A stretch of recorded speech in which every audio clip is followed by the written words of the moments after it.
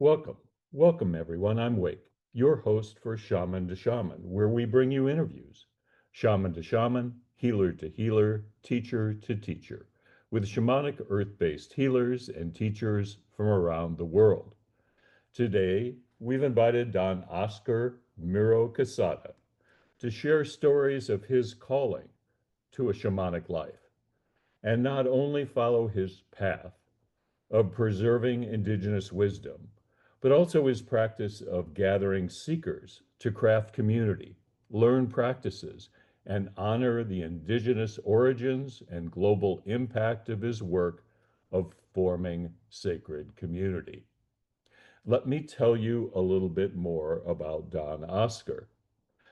Don Oscar Miro-Quesada is a curandero and altomisayoq from Peru, founder of the Heart of the Healer Shamanic Mystery School and originator of the Pachakuti Mesa Tradition of cross-cultural shamanism. Don Oscar is an internationally acclaimed shamanic teacher, healer, ceremonialist, and author. He gathers aspirants to engage in contemporary, cross-cultural, and universal shamanic practice, rooted in the ancient traditions of the Andean sacred arts, honoring especially their indigenous origins. Don Oscar is known as a bridge builder between indigenous spirituality and contemporary Western seekers.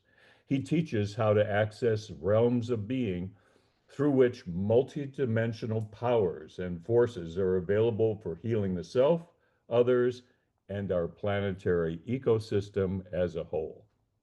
We hope that the stories that Don Oscar shares today will resonate with you and impact your life in a meaningful way. As with all Shamans Directory offerings, that you will be inspired to add shamanic wisdom and healing sessions to your life. Shaman to Shaman is brought to you by Shamans Directory, a dynamic online platform for earth and lineage-based shamans to share themselves, offer medicine, build community, and change the world. To learn more, you can visit online at shamansdirectory.com or on our YouTube channel and through Instagram. Today, then, I am truly honored to welcome Don Oscar Miro-Quesada to introduce himself to our Shamans Directory community. Now, Yeah. Oh, what a oh, what a delight to be with you again, Don Oscar. it's mutual, my good brother. Thank you. Thank you Thank for you. the opportunity. Thank you so much. You mean so much to Shamans Directory. Being the global citizen you are, the seeker you've been, the inspirer of so many generations of people who have dedicated their lives to preserving the lineage, and especially in the form of the Pachakuti Mesa. I honor you, I honor your work, and I look forward to hearing about what's to come and what you have to offer today. So thank you so much for joining in this conversation. May we harmonize the space a moment.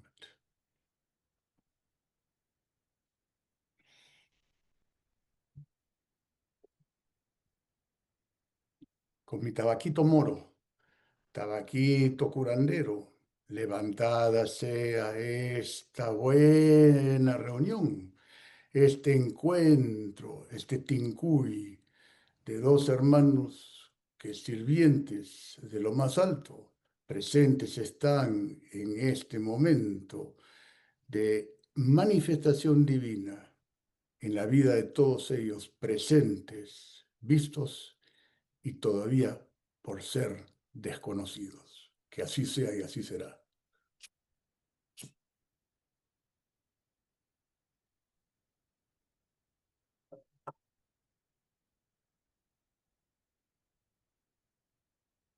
Al lado siniestro,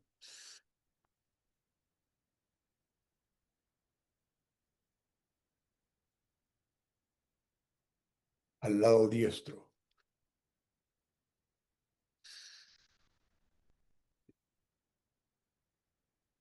al lado de enfrente, que el campo ganadero, el campo justiciero y el campo medio de mi mesa curandera levantada sea en su gloria y despertada en sus virtudes.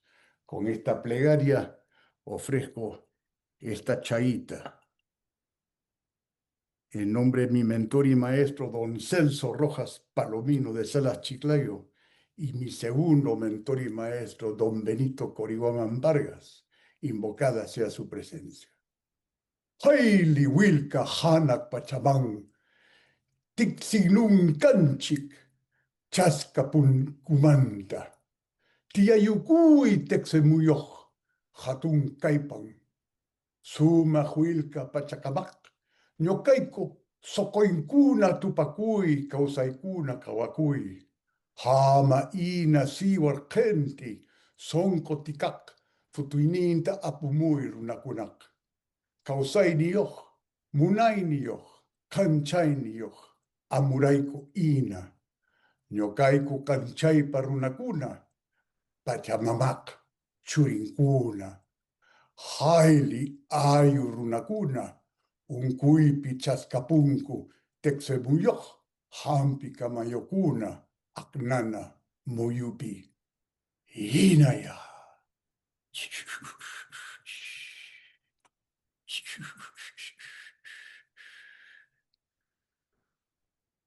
Thank you for allowing the opening of space with this runasimi, or mouth of the people, invocation, which, as you may understand, loosely translates in English as please and praises and victory to the sacred heavenly stargate of our origins.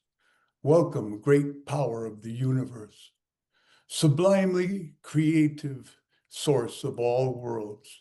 Meet yourself in our hearts, see yourself in our lives. Please, royal hummingbird, bring the blossoming of the flower of the heart to humankind. With life, with love, and with light did we come here. We are people of the light and children of the earth. Praises and victory to all our relations born from the stargate that is this sacred, shamanic, ceremonial hoop. So mote it be. That said, Don Celso is present.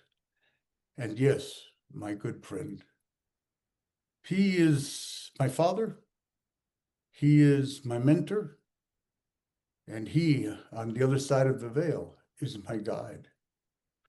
And the story of origin of how we encountered is quite elaborate, yet in a nutshell, as you well know, it is but impossible to dislodge a green nut from its shell, yet let it ripen and the slightest tap shall do. And I've been tapped many times because I was a green nut during those years when I first met him. And I was very naive and very lost and full of pride and sometimes deviated visions. So I was on my way to losing my way. And upon meeting this remarkable shamanic master, I realized and remembered my early childhood experiences that were quite remarkable. And all that came back to me and crystallized into the path that I now walk, which is a mentor of the Pachakuti Mesa tradition of cross-cultural shamanism. So I have many stories I can tell about my encounter with Don Celso. Yet, is there a specific part of my 13-year apprenticeship with him that you would like me to focus on? Don Oscar, what a gift to be present with you, calling in one of your sacred teachers. I think it's well understood that you have been a seeker your entire life, and that when you relocated to the high Andes and met the luminous ones, which you refer to, that was even before meeting your mentor. And so there was an awakening early on. Could you speak to that for a moment? Certainly. As a matter of fact, it began before my encounter with the Shining Ones at age 10 as a result of a hypoxia, an asthmatic constriction of breath that placed me on the other side of the veil, where I had the encounter with the three Shining Ones that I've shared with you and is written in Lessons in Courage. Yet when I was about a year and a half, my father was stationed in the region of Pucallpa, which is the central Amazonian rainforest region of Peru, home of the Shipibo, master ayahuasqueros. And he was helping create a public health care clinic there. And when I was sleeping one night, a vampire bat flew into my room and attached itself to my hair. I was born with a big head of hair. And I freaked out at that time as a child. I didn't remember until my father and mother told me this story. And I started to just try to release this creature from my head and ended up obliterating its head against the rails of my crib. So when they came in to see me in the morning, there was a bloodbath, and there was this poor vampire bat, who had gifted his life, but attached itself to my hananguma, to my higher mind, really. And at that point, in retrospect, I realized that my vision had been opened by that. And it turns out that the elder of the community was very excited about this. And he said that this was the vampire bat, as you well know, is a tutelary animal ally of the shamanic peoples of the Amazon and the northern coast of Peru, also the southern coast. And they treasure it. Its visitation is considered very auspicious. And it's a sign, it's a marking. And of course, I did not know this at the time, yet it turns out that that was my first, in this incarnation, encounter with an actual medicine animal that became subsequently my guide, especially for doing uhupacha, or inner lower work service to those who are afraid of the dark, of the shadow. So that began then. Following that, I had another near-death experience. I had my first near-death experience at around age 2.5, 3, where I was electrocuted. And my father had to bring me back to life.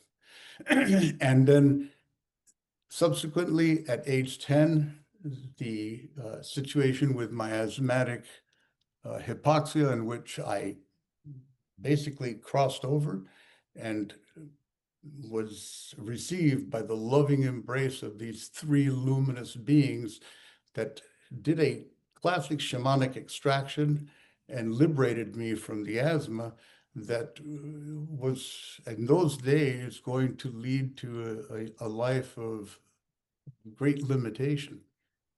Then the most important piece is that I'd forgotten about all of this. I'm trying to summarize this because if people are interested in more detail, they can read it in Lessons in Courage. Yet my first mesada, or ceremonial shamanic healing ritual, or seance, as we call it, with Don Celso Rojas Palomino in Salas Chiclayo, out of the center of his altar emerged these three same luminous beings. And Don Celso nudges me and says, "Do you remember them?" So, and what can I say? All of this started to come back, all these memories, everything that they had told me. And at that point, I realized this is the place that I need to be. This is what my soul's contract has been. And from that moment on, I decided he invited me to apprentice with him, and I apprenticed with him until his passing in July of 1982. So that's how it all began. From a bat to an electrocution to a near-death experience in which I received a shamanic extraction of the asthma, to finally my saying yes to the call, which was in 1969. Don Oscar, did you have any misgivings? Did you have any caution about becoming an apprentice? Because as I've read and you've told me, being an apprentice is not an easy task. Showing up to do whatever is required creates a situation that requires courage, consistency. And I know you visited Don Celso again and again and again to put yourself in the position of being an apprentice and doing whatever you were directed. How was that experience? And did you ever have doubts about your path?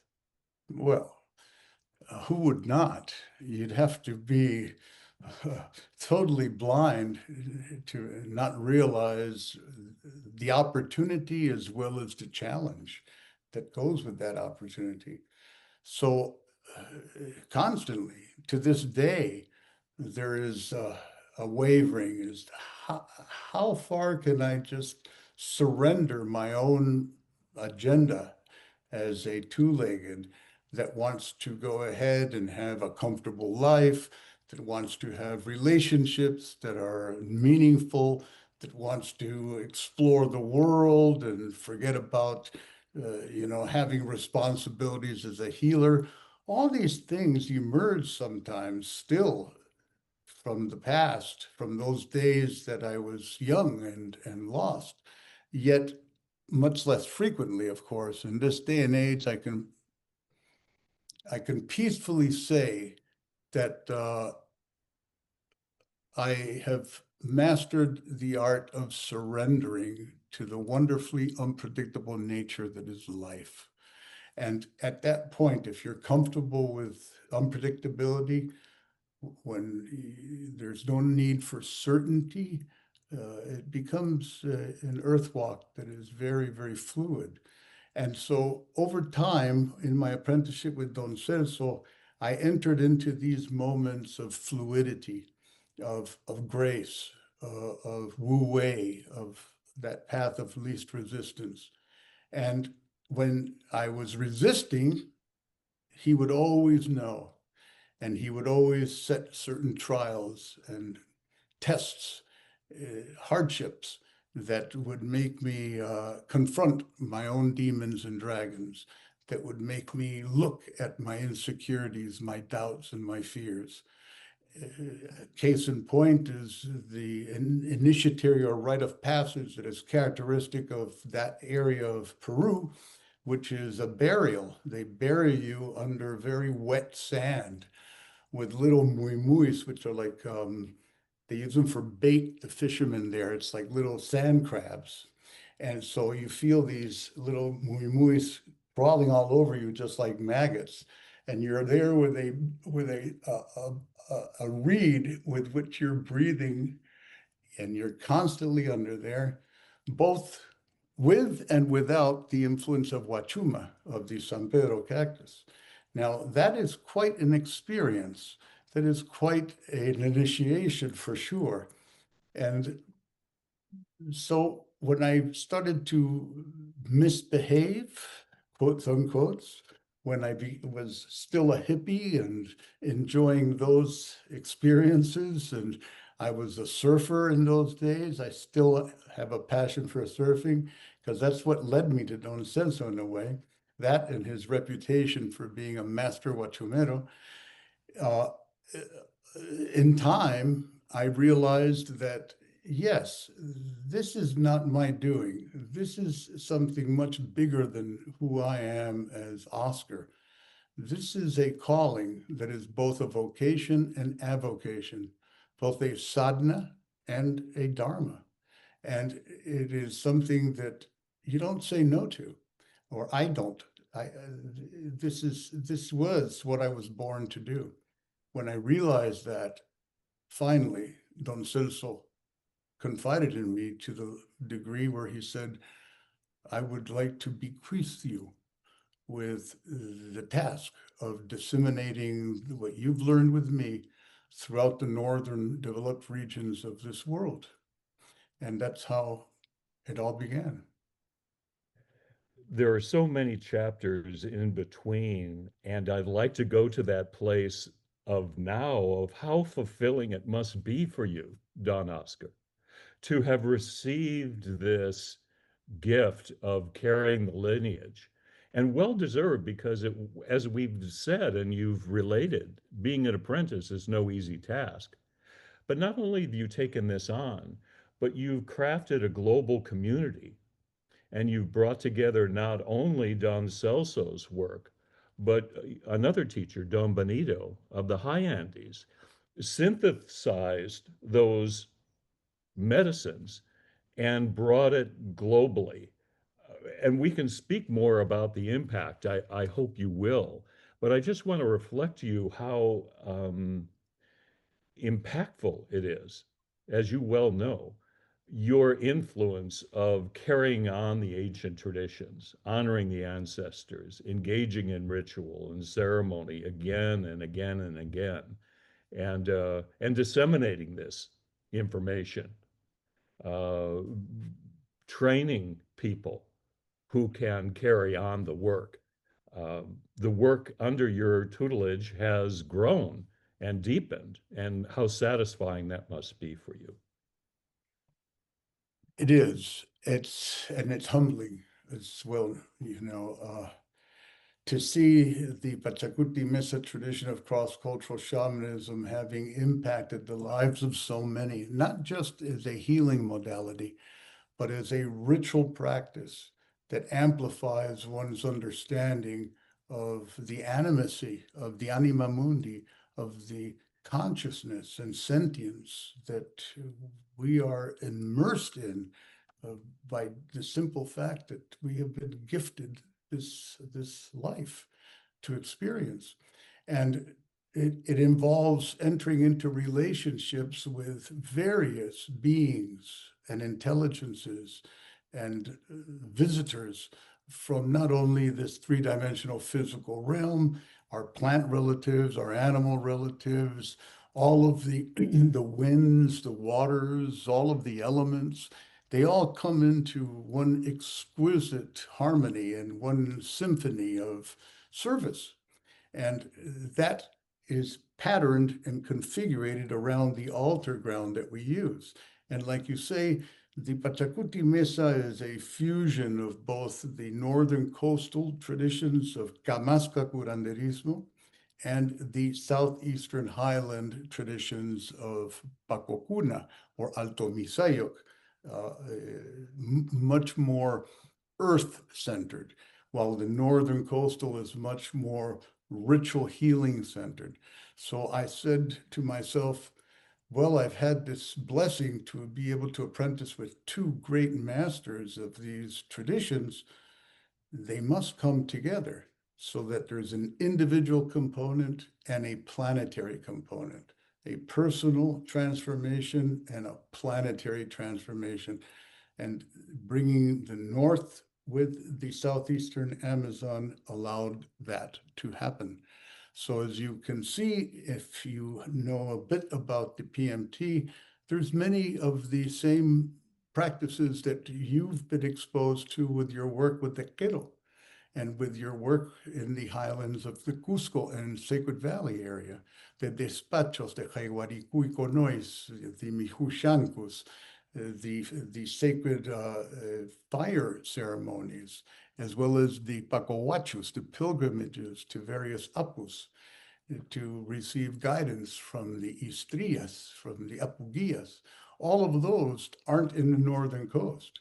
So I found that a fusion of them tapped into the true origins of Andean mystical shamanism.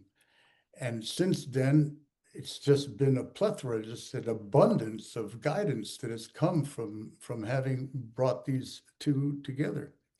And it integrates also findings in quantum physics and cosmology and Eastern and Amazonian as well as Australian teachings. Whatever wisdom school exists on this planet, there's a place that it can fit within the ritual and ceremonial artistry of the Mesa.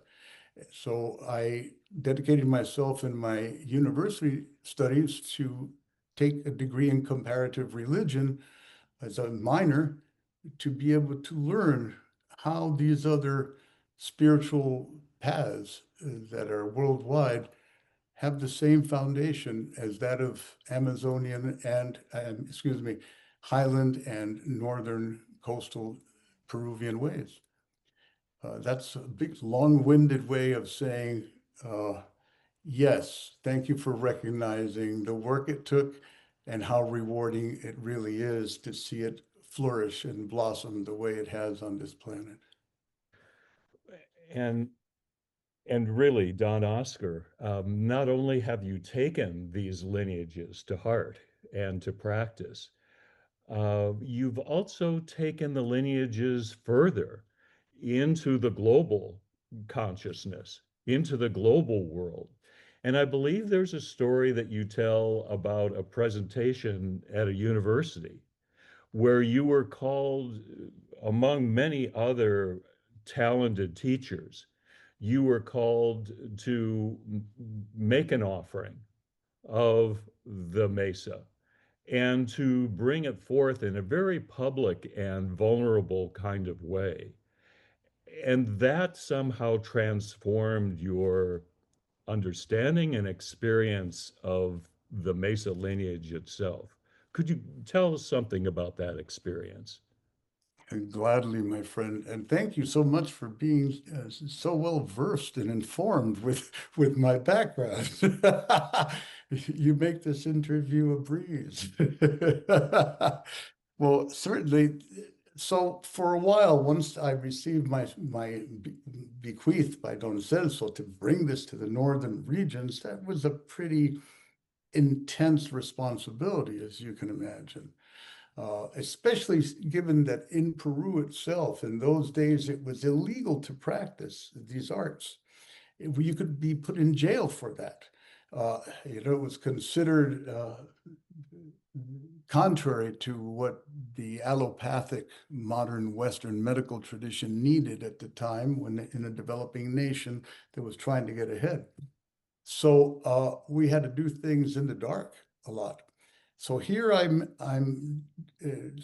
a master's level student at the State University of West Georgia at a program developed in psychology by Abraham Maslow. He had died at the time.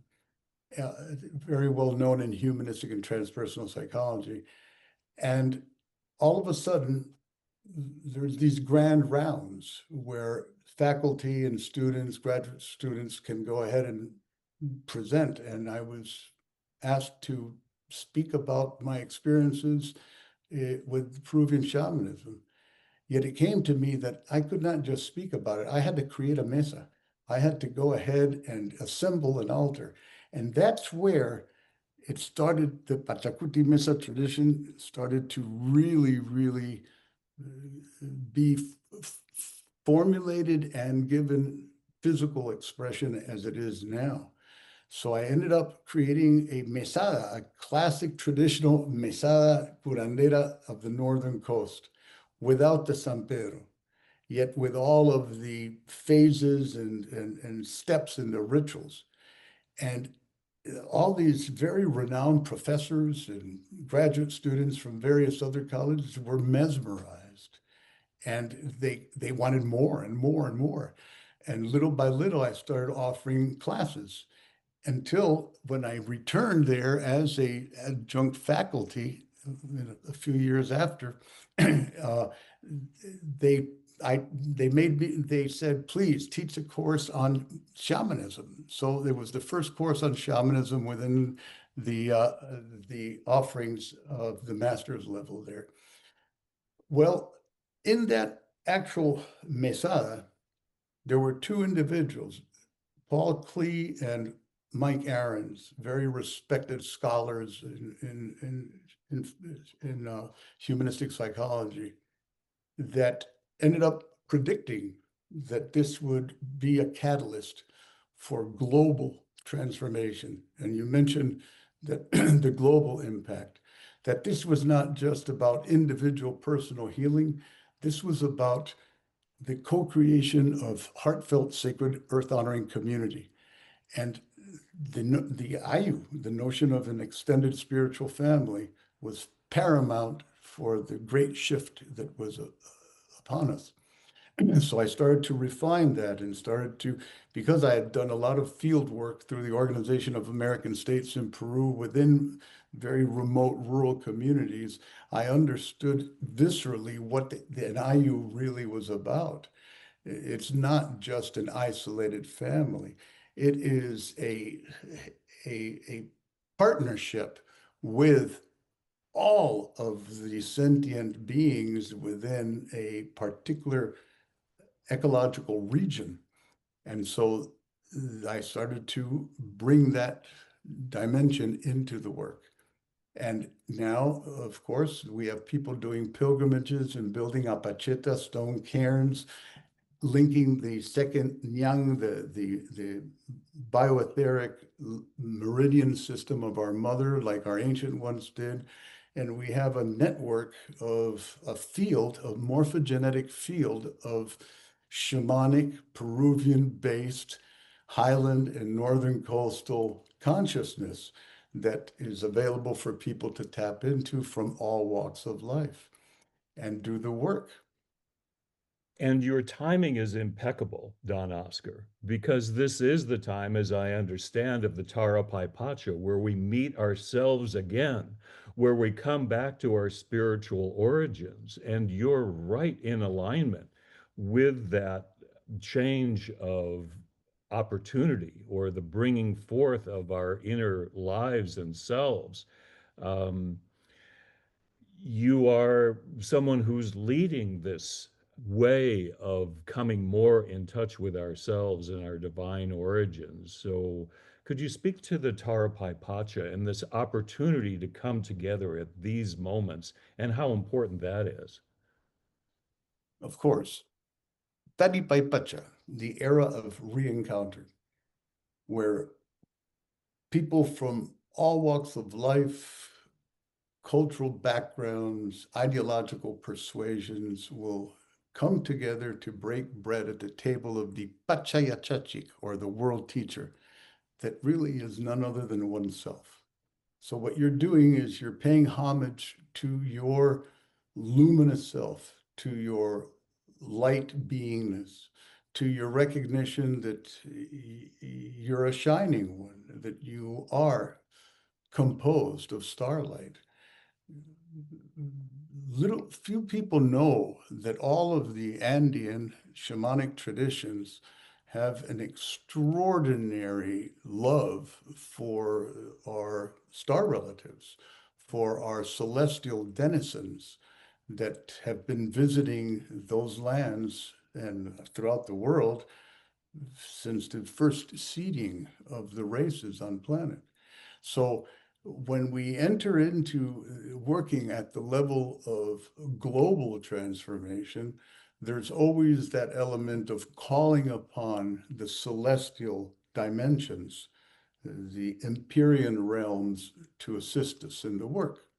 So we enter into this balanced harmonic of alignment between the planetary system where our Earth is, our Inti Taita, our sun, on the distant arm of our galaxy, and the galactic center.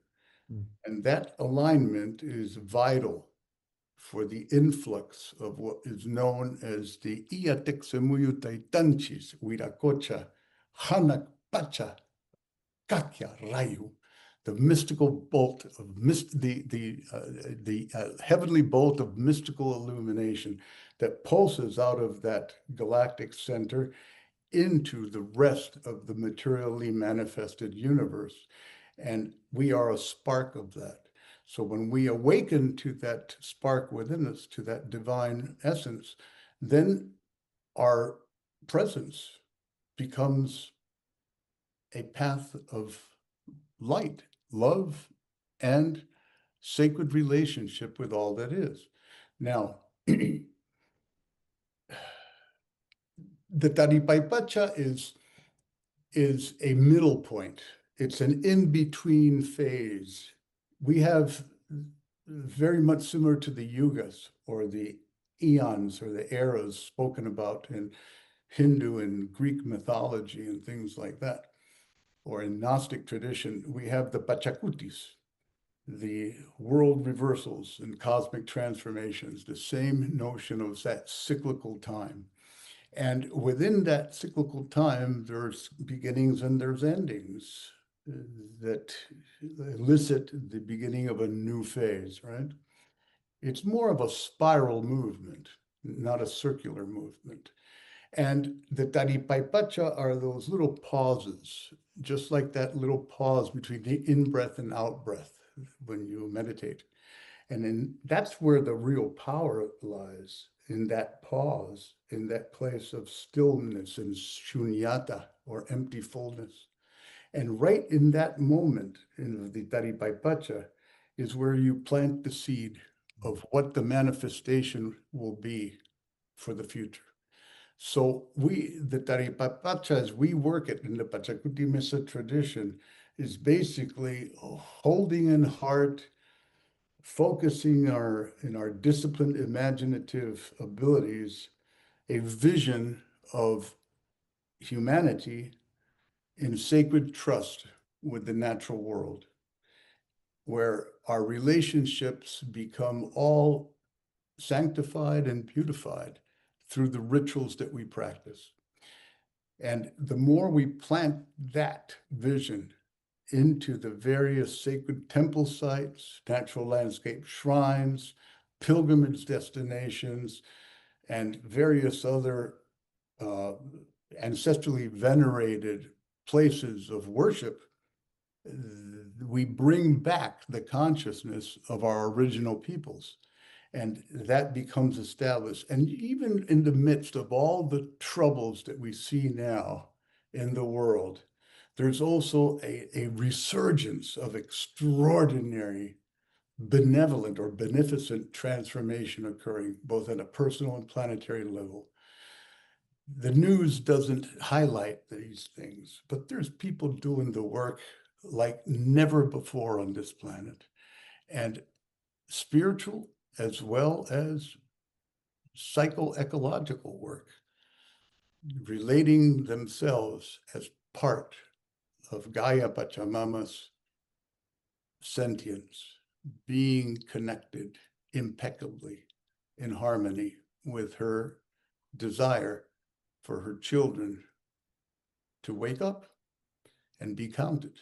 Don Oscar, the foundation of your work, or part of the foundationary aspect of your work, is this sacred altar ground, this mesa. I love how you speak of consecrating the earth before you set down your cloth and engage in the ritual. And with all your examples, with all your participation in sacred ceremony, I can see that you are living out the principles of Aini, of sacred reciprocity, of giving back, not just expecting the ancestors to come, no matter what their form, but to offer your love, your greetings, your invitation again and again and again. What about Aini and the importance of this sacred reciprocity in the traditions you've studied and in the lineage you represent? Well, Aini, as you well know, Wake, is the ethos, the cultural identity of our people, of our pre-Columbian peoples throughout the Americas, Turtle Island, Serpent Island, Heart Island. There's always a reverence for the principle of Aini, mutual balanced exchange between what we receive and what we pass forward, right? So imagine a world in which everybody, before they go ahead and seek out a particular benefit for themselves, first give forward, first feed the earth, first go ahead and volunteer at a homeless shelter, or adopt a a child that has no parents, or does some level of extending themselves without the concern as to what they're going to receive back in return, the world would be a very different place. In the Andes, we understood that before we can call upon the rains, we must feed the rains. Before we can call upon the richness and fertility of our soil, we need to give ourselves as compost for that soil. We need to sacrifice and spend long hours preparing the soil. It's a mihushanku, it's a ritual feeding, right? And there's various ways that this can take place through the use of despachos, that many of you know what they are, as well as through the practice of isolation and bringing yourself into a place of quietude and total stillness, and allowing yourself to be used as a hollow bone to feed the various dimensions that we understand, the three worlds, right? So you become that axis mundi, that center pole, that shamanic foundation. Now, doing this requires, first of all, a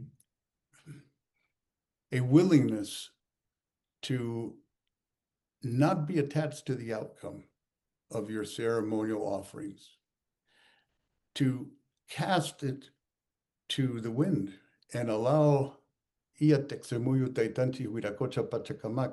creator creatrix, the ineffable, to do with it what it needs to be done. So you could go for years without feeling any benefit from your selfless work to make the world a better place. And all of a sudden, boom, everything comes together and a great, reward will come. Yet it's important not to do it for that reward. I trust you grok me, brother. Now, in the Pachakuti Mesa tradition, when we consecrate the ground, as you brought up, we are doing that in a very specific way by using the 5 directions, which represent in the south, the body, the element earth; in the west, the emotions, the element water; in the north, the spirit, sentience or awareness, which is the element air; in the east, the mind, the not intellect, but sacred intelligence, which is the element fire; and in the center, which is soul, which is the element ether. All of those in a spiral manner become consecrated upon the ground before you lay down your manda, before you lay down your foundation. So you're like doing a squaring of the circle as you do that. You do this circle, which is a spiral really, and then you lay down a square manta. So the as above, so below becomes harmonized. So there's many levels and dimensions of energetic integration and harmonization that is occurring with that simple consecration, with stone relatives, with water relatives, air relatives, fire relatives, and ether relatives, all the while understanding that earth, water, air, fire, and ether is really body, heart, spirit, mind, and soul. And each of them have an animal ally or a tutelary associated with it. The boa and anaconda is awoken when you place your south offering. The dolphin and whale is awoken when you put your water offering. The condor and eagle is awoken when you place your air offering. The puma and jaguar is awoken when you place your fire offering.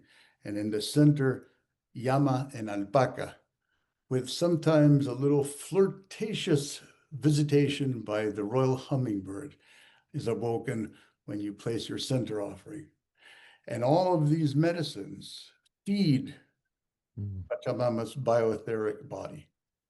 And that's Aini. That is sacred reciprocity. That is what the identity of our people of Heart Island valued the most in their lives. And what a gift this gift of the Mesa was given to you, and you are carrying it on and offering the medicine so clearly and freely. And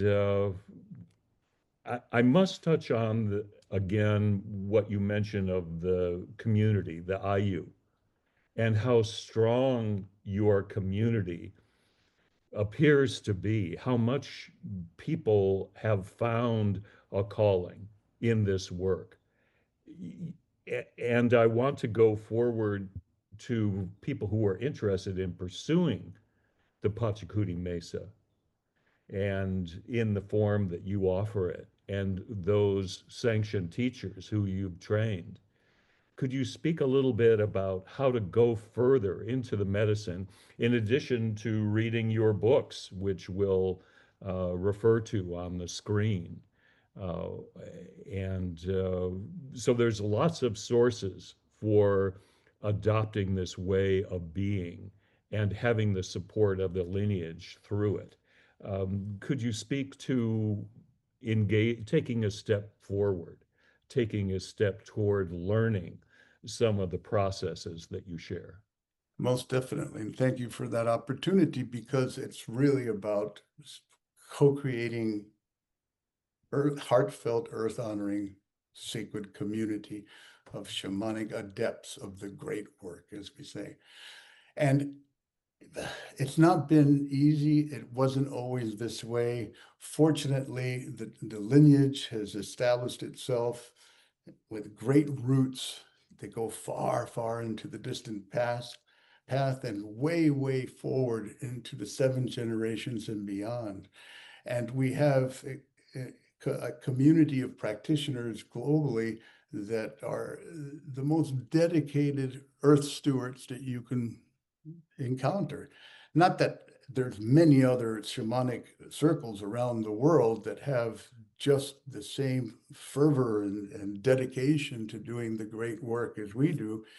Yet the artistry and the ritual practices that the PMT offers through the apprenticeship series at the Heart of the Healer Shamanic Mystery School, which has a cadre of sanctioned teachers in this lineage, sanctioned by myself, as well as my own online and in-person events, provide the earnest aspirant of the great work ample opportunity to be initiated, to wake up, to remember themselves as an integral luminous strand within the great web of life, and make a contribution not only to this present lifetime, but to the future expressions of what humankind is destined to be on Earth. Our motto at the Heart of the Healer, THOTH, which is Thoth, the thrice great Hermes Trismegistus, no pun intended. Our motto is, our destiny lies in our origins. And it's part of that circling of the Taripaypacha. Nothing is really new in our Andean consciousness. We understand that everything has happened already and is in the process of just revealing itself, right? We have a notion of time that is very different from the linear Western acculturated notion of linear time that is broken up in segments. We have the past present. So when you enter into apprenticeship, you're tapping into a consciousness that is always emergent, that is always in a process of showing itself to you, depending on what your soul is needing at that time to feel more complete, more whole. So the fragmentation that you experienced before becomes a balanced, reciprocal earthwalk. Now,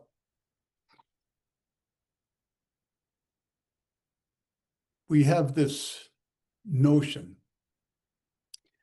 going around the 5 directions, and we understand it to be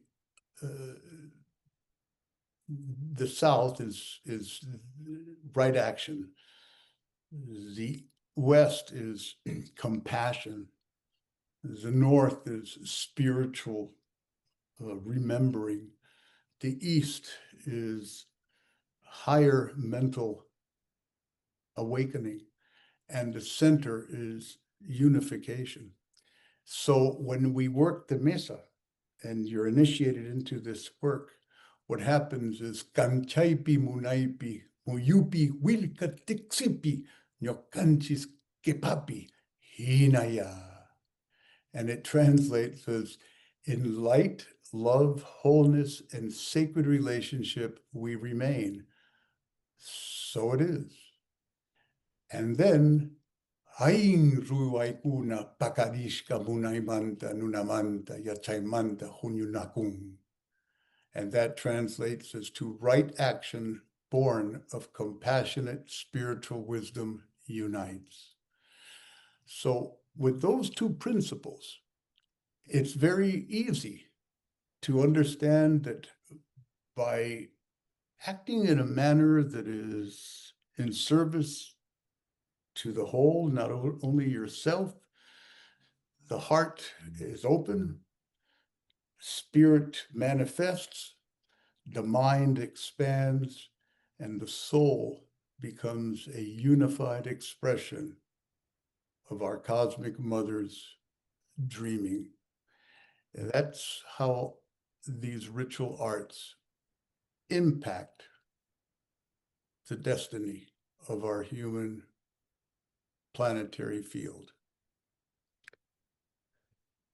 Don Oscar, I must say, what a credit to your teachers, Don Benito, Don Celso, and others of the natural world.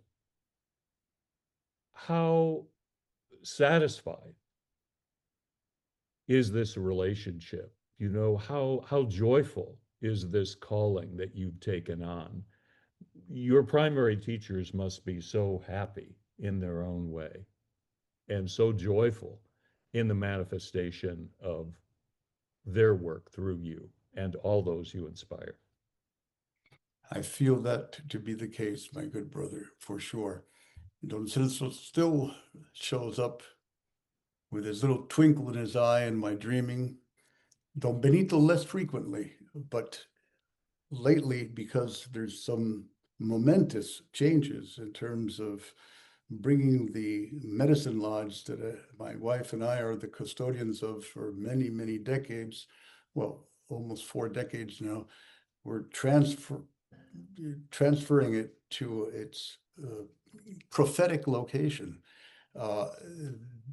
These changes are resulting in my teachers showing up more and more in my dream time, making it clear that worry not, my son. We've got your back. There's going to be, some twisty, curvy, topsy-turvy moments, yet ultimately the vision that you received to do this is spot on. So they offer that support. And every time I do activate with toning of the directions, Pachamama, Mamakia, Huiracocha, Inti, and Cuichi 3 times around the ceremonial ground, their presence is felt viscerally, goosebumps throughout my physical vehicle. So I know that their medicine is always with me. And I trust if I continue to behave myself, that I'll be invited to sit next to them in the Council of Intergalactic Confederation, where they've taken their rightful place. I believe they've saved you a seat. We'll see. Well, Don Oscar, I want to thank you so much for being open to this conversation, to expressing not only the core of your calling and some of the aspects of your work in the world, but also how you got to where you are and answering the calling, apprenticing yourself to different teachers, being steadfast in your pursuit of something really important and that you knew not only needed to be saved, but could thrive. And I think the results or the status uh, of the Pachakuti Mesa tradition of cross-cultural shamanism is alive and well. It's a living tradition. It's one that's nurtured constantly. It's one that grows and deepens. And I thank you so much. You are a master of ceremony. You're a master of integrity. We are grateful to have you be a member of Shamans Directory, where we bring together around a shared flame all those seekers like yourself who are making their contributions to spiritual evolution. So, anything else you'd like to add for our sacred time together? My boundless gratitude to you, my beloved brother, Wake. Your name is fantastic. I love it. It is what we need here to wake up individually, collectively, as well as cosmically. And Shaman's Directory is a key to being a source of networking, of collaboration. And I thank you for your vision and your guidance to bring this into a form that is respectable and has a deep love of integrity, which is sometimes lacking so much in the world. And for inviting me to be part of your emergent community of shamanic awakened ones. So thank you. In Aini, I offer that expression of gratitude. And the only other thing I would like to say is I am, we are here now, all one within. Those are the 7 dimensions of universal shamanic practice. It begins with the notion of the nyokani or nyokakani, the I am. And from that, we become the Ayu, the we are, here, now, in the present moment, all inclusively, one being within. Nothing is out there. It all really is happening in here. Clean your own heart, and you will have the Shangri-La, the Shambhala, the Paititi, the Yaksing, all of the mythic citadels talked about by our original peoples and our mystery traditions, opening their doors, their portals for you to enter into that and receive great instruction, guidance, and visions of your future service path on planet. And I say this with great humility and gratitude in my heart for the work that you're doing, brother. Thank you. You're welcome, Don Oscar. What a delight, what an honor to be with you, that we all may sit with you for this time. And thank you for your guidance, your support of our path, the global healing work that you're involved with, and your message to let us be all the more deeply ourselves. So thank you for your participation in Shamans Directory, for all your work which you share so unselfishly, and for who you are in the cosmic order of things. Thank you. May we keep the flame alive, my good brother.